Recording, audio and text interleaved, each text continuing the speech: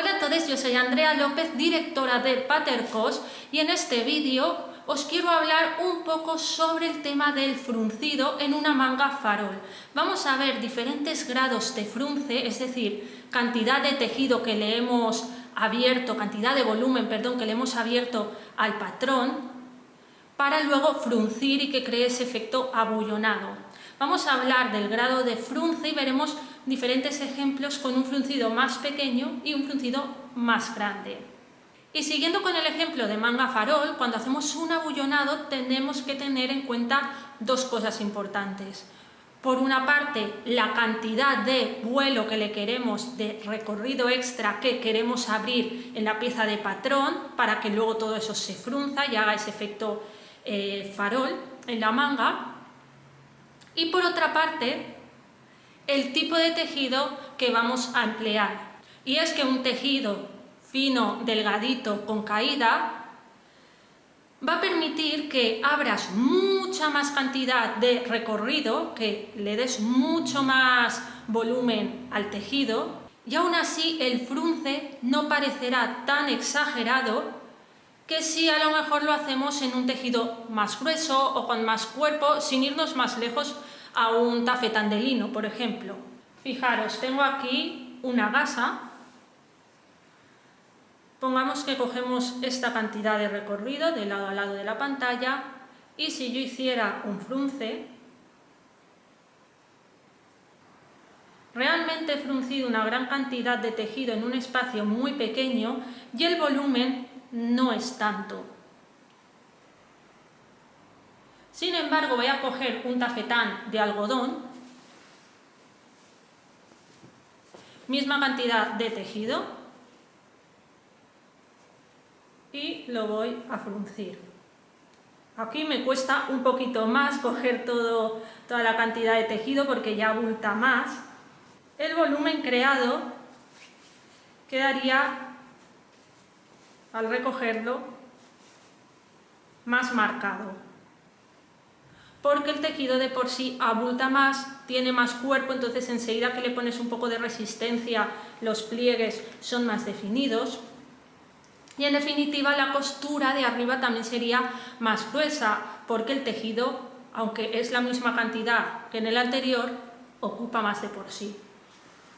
Esto es muy importante cuando tenemos que pensar en qué volumen queremos que tenga nuestra manga farol. Por ejemplo,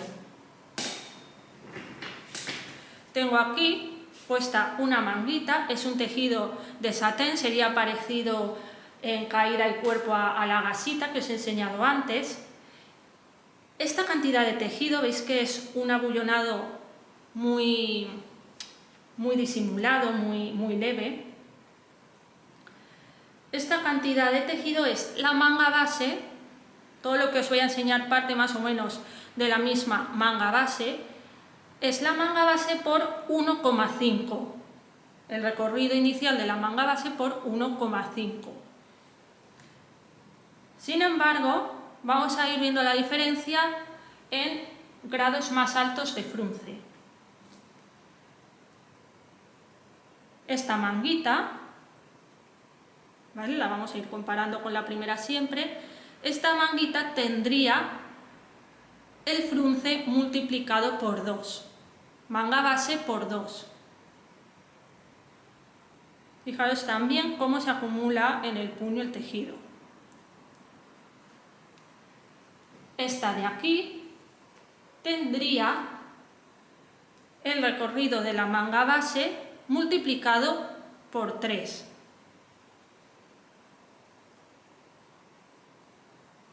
Os podéis dar cuenta que aunque vamos aumentando bastante la cantidad de tejido, realmente la diferencia no es tan grande. Y por último, tendríamos la misma manga base multiplicada por 4. Es el mismo tipo de tejido, solo que este es satinado y este es mate, pero tienen el mismo cuerpo. Aquí ya pues sí que notamos una diferencia más grande entre el 1,5 pero es que esta es prácticamente 3 veces más grande. Quiero decir, si hablamos en proporción, por tamaño, debido al tipo de tejido, tampoco se nota tanto. Hemos tenido que dar un gran salto para que realmente visualmente se aprecie la diferencia. Y tampoco queda una costura extremadamente gruesa para la cantidad de tejido que estamos manejando. Y ahora os voy a enseñar otra manga hecha en tejido de lino. En esta manga el volumen del frunce se ha multiplicado entre 2, 2,5. Creo recordar que no llega a 2,5.